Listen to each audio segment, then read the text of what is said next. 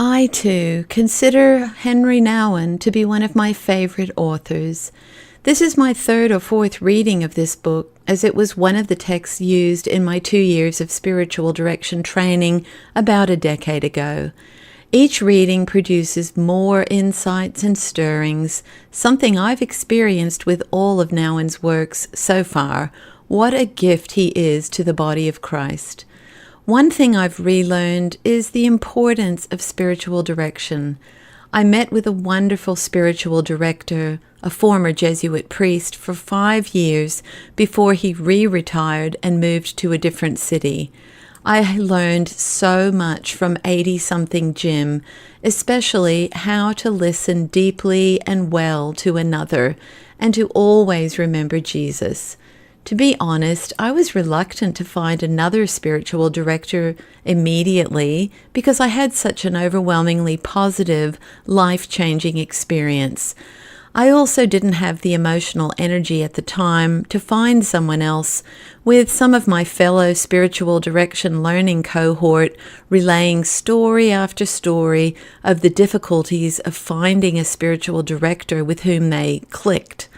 I've met with a director here and there at conferences or retreats, again, very positive experiences for me, but I have not had a regular local spiritual director in the last 5 years.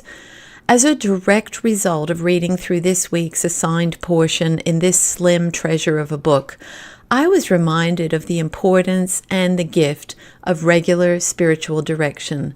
So I reached out again to the local Catholic retreat center and have lined up an appointment with a new spiritual director. I have missed it so much and look forward to engaging regularly again in this wonderful practice and adventure of deep listening, obedient listening, and living the questions. The second thing that touched me deeply on this reading was Henri's telling of God's story of Adam, his friend at l'Ark, from above. Simply beautiful.